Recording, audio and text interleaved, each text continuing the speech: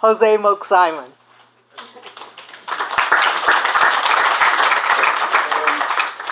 Today I'm really here to support Jan and all the hard work that she's doing, obviously, with the sewer system, and just really to be available for the community. Like I said, I'm on the investment committee. We meet every second Thursday. Any issues, obviously, get emailed to me. Try and meet with Bob Mazzarelli on any rebuilding issues. Can't solve everything, but try and help as much as possible. As we move forward, I know I talked about the last time, or we're working on with the zoning ordinance. Hopefully tiny homes will get done this year. That'll be an opportunity, hopefully, as people are rebuilding. I think in your community that will help. Some folks have already been approached in your area, so I'm excited about that. And that should be getting done this year. And then, like I said, just being available. I know that a lot of conversations have happened. Augie was at the last investment committee meeting talking about how it's going to coordinate between the sewer system coming in and the water lines, making sure that everybody knows what's going on. Hopefully there won't be many breakages. You know, it can be a good communication as the project happens. And that's really been the conversations that have been going on. I didn't know he was the water master. He didn't say that at the meeting. Being aware, you know, we are, you know, we're having conversations. Obviously, the landslide issue came up earlier. You know, we've had one meeting as far as the county goes. The folks that are down below that, community development department, will let them know there will be some extra probably geotechnical surveys they'll have to do if they're going to build below the slide. As you know, once this year, Public Works did close down on that first rainstorm just out of precaution to see what was going to happen with it. And really, Scott DeLeon is aware of it, and you know, they have an idea of what needs to be done if something does happen. Obviously, it is, you know, an act of God type of situation with that slide, and everybody is aware of it, both us, also Calpine has had some geotechnical work done, and we're aware of it. As far as the roads go, that question keeps coming up. It seems to come up at the math meeting every month. We make it very clear. For the construction project, they're going to go down the roads, obviously, with the collection line, but the only money in there is to repair it to the same condition it's in. I know the roads are not where they need to be. SB1 and AB1, which is out there, I know there's a chance it may get on there, may be repealed. That is going to really help us improve our roads here in the county. This year alone, I think the county and the two cities, we've gotten, for the county, almost $1 million more than we would have gotten without that gas tax going. Now over the next 4 years, I think we're going to be up in the area of $5 million. So now we can really start to make some improvements on the roads. Nobody likes to pay more taxes, but that is to fix our roads, and it will really help Lake County. Do what you need to do, but that is a positive thing, and we are already seeing the impacts. Over the next couple of years, I know Caltrans and here in the county, hopefully we'll be doing some work so you can see where that money's going. Scott DeLeon is excited about it, and he's working on it. Are you still having your office hours on Friday? Still having my office hours on Friday. You can contact me. My cell phone number is 533-9615. My email address is moke.simon@lakecountyca.gov. And if I can't meet you on Friday, I'll come out to I'm available all the time. If you need me to come out to the property or something, give me a call. But the office hours at Gibson Museum, it's really been working well. People have been coming in, and if you have an issue, please get it to me. I can't help if I don't know the issue. And there are some things we haven't been able to do. There's very unique situations in rebuilding up there. I wish there were things that we could get done a little bit easier, but there are also state laws and requirements that we gotta work under. So, but I always ask the question. I don't mind being told no, and I go bug Bob about it. I talk with Phil Moy on, obviously the BFE. How high. I know we got a couple of houses that may have to be 10 to 13 feet high, and I know it's an issue. I know it's sensitive, and I don't like it, but like I said, there are rules and things that we have to comply with. So what areas are you able to help people? There's been many different issues. I did a vacation on the road last year, so someone could build a home. Vacated one of the roads on Summer Drive, I think it was. Summer Lane. Rosati's. As far as just rebuilding issues, anything that comes up, send it to me. once I get an email, then I can work with Bob on it. Just send them back. We don't always get the best answer, but at least I can get an answer and I can track it from the time that I get the email. It really helps out. There have been some successes, like I said, and there's been others that we haven't been able to help. Because like, as Katie asked earlier, I don't know if you were here, she's having an issue, she wants to put her house in a certain place and they're telling her to put it somewhere I else. just heard about that Okay. when she So said that was that something today. that you can help with? You can send me an email on that. I would like to have a meeting with environmental health and Jan. I would definitely like to be in the room and understand that because it, you know, rules don't always make sense. And I agree there should be a conversation. That's going to be abandoned anyway. Why would you have to stick to the setback rules? So the question can be asked. Send me an email. I'm glad to be in a meeting and sit down. Hopefully we can be optimistic and help. That's what I'm hoping for. But if we can't, we'll let you know right off the bat. First of all, I'd like to say thanks for completing a hell of a rookie year. Yeah. Regarding the slide issues, is there public information on that? If we have land that could be, I don't know what the extent of it. Community development, I think, is where the answers. I will get with Bob Mazzarelli, and if you send me an email or something, I can get you what information's out there. Okay, thanks. What's been provided. Do we have any idea how many houses Hope City and that type of organizations are going to build? And the Mennonites? In Anderson Springs or Yes. in Anderson Springs, I don't know that number right now, but I can get that from Kevin Cox, Muriel, and I'll get that to you at our next investment meeting. At one time, it was said 11 between the Mennonites and Hope City. That was the last report about 8 months ago In Anderson Springs. in Anderson Springs. So I'll ask Kevin and see if those numbers have changed. Thanks. So I don't know if you know the answer to this, but we were waiting for the flood confirmation from the state. They brought in that guy from LA to deem what the actual flood elevation.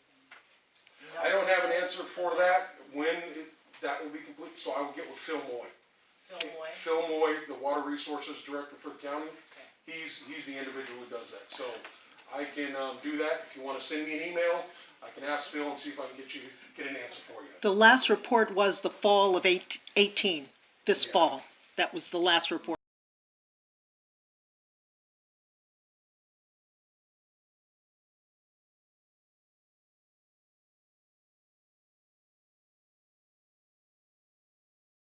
I was aware of. Yeah, Moke, is there any plans for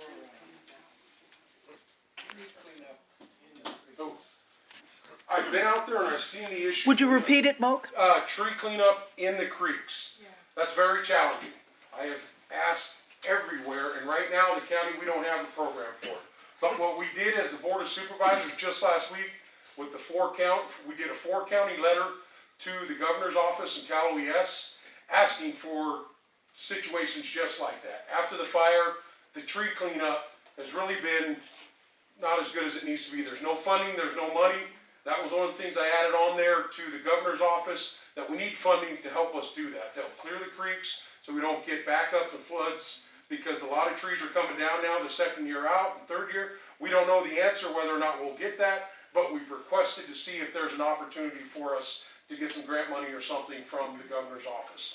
We just passed that 2 weeks ago, and it was Napa, Mendocino, Sonoma, and Lake County. We all put it in there. There were about 55 things that were done. If you go on the agenda and the website for our meetings, you can probably pull that letter up. I don't have it with me today. So we're working on it. I know it's an issue. I've been out there. I've walked the creeks, especially where they come together right there at the bottom of Anderson Springs, but I haven't been able to figure out a way to do it. I did look to see maybe if there was an opportunity for the Conservation Corps to get in there and do it.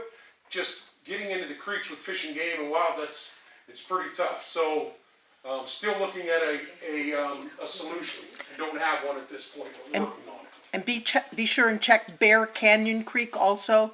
There are an incredible number of trees down in Bear Canyon Creek. Okay, Thank you. excellent. Is there anything we can do to slow the traffic down in Anderson Springs, on Anderson Springs Road? I know we have the one sign in the front of the Springs but it doesn't seem to be encouraging people to slow down. That's something I'm gonna meet with Hector Perez, because I did, I don't know, someone did send me an email, I don't know if it was you, I about, sent you one. yeah, and where the signs were up, so I went out and I checked the signs, I talked with Scott DeLeon, there's one on Rose Anderson, there's one coming into the place about getting more signs. We can put all the signs in there that we want, but really it's gonna be coordination with, Highway Patrol. So I'm gonna meet with Hector and see if we can get a few more patrols, going through Anderson Springs, and maybe that'll help with the situation if they know that we're looking at it. It's Because tough they with, go out there and look. it's tough with the contractors, because once they get off, they wanna get out of there, and they tend to blast. Not only the Yeah, contractors, I so can tell you that. Oh, really? probably is a lot of people, because, you know, every time I've gone through, even when I've been driving out there, they're moving pretty good. Yeah. So I think it's just coordination, see if we can get Hector, Paredes to get a few more drive-throughs over there. Hopefully that'll start to say, hey, they're looking, they're coming through here, hopefully that'll help. We can put all the signs up, I think, that we want, but they're already up there. One thing that I do when I have someone come out to do some work is I bring up that point, that it is a neighborhood, and that they need to obey the signs. So I think that just maybe everyone just saying that and having them be aware of the situation. There are people living there now, there's people walking and walking their dogs and so forth. Yeah. So if you're barreling through at 40, 50, and sometimes even 60 miles an hour, with all those blind turn, it's really, really dangerous. Okay, I am aware, and so hopefully, like I said, hopefully we can get some extra patrols in there, and then, you know, just get the message out. What about, speed bumps? That would be a community decision on speed bumps. Well, we talked about it, and Public Works does not approve speed bumps, because if there snows and all kinds of things, it becomes a liability also. At least that's the line they gave me 20 years ago. I can ask, and I will report back, but that really is a community decision, because some people want speed bumps and some people don't. So, that would be, you know, if that's a long-term project, I will talk with Scott DeLeon and get the, you know, what their feelings are for the county, but, I think that's an internal decision. Question. So you mentioned a church coming into the Springs, so what's that about? Are they a The business? Mennonites, no, the Mennonites go after, they're similar to Hope City. After a disaster, they go in and they build. They've already been building in Middletown. They've built a number of homes in Middletown. They're staying at the Clear Lake United Methodist Church. They're using their social hall for dormitories while they're in it's Mennonite Disaster Services that come in after a disaster. They build bridges for communities, all kinds of things. Oh, okay, so So- they're not gonna have a permanent No, it's a volunteer group that comes in after a disaster, builds and then they go. off to the next. Yep, yep, yep. Just like Yeah, churches are moving in, they're just doing the work. Uh-huh. Just like Habitat for Humanity. We already had a couple businesses that were in the Springs that, you know. Right. So what, no, they're not moving in, and they haven't built a church in the Springs. Thank you for clarifying. So what is the timing on the temporary housing? Because we get a lot of questions about people living in tents and all kinds of things. So I know you had mentioned a couple of months ago that the board was going to set some timing. As far as when Temporary they need to be housing. moving out. Very good question. I do know, I have gotten a few calls, we have had code enforcement go out, quite a few times. You can't, you know, I know we've got an RV out of there, we got some other things, there are folks that own property there that are supposedly rebuilding. I think that, we'll be readdressing that as a board, I think, in 6-month increments as they are moving through the rebuilding process. Okay, I got an email on that one, and I thought that was changed. I know that I just got some, parcel numbers and other things. I was out there, like I said, looking at the street signs, saw a couple of RVs right past the bridge, a couple of other things. So I'm aware, trying to get those, parcel numbers down, and then I'll have code enforcement go and check and make sure they're properly permitted Yeah, because to be out they're there. supposed to be people that live on the property, I mean, not renters.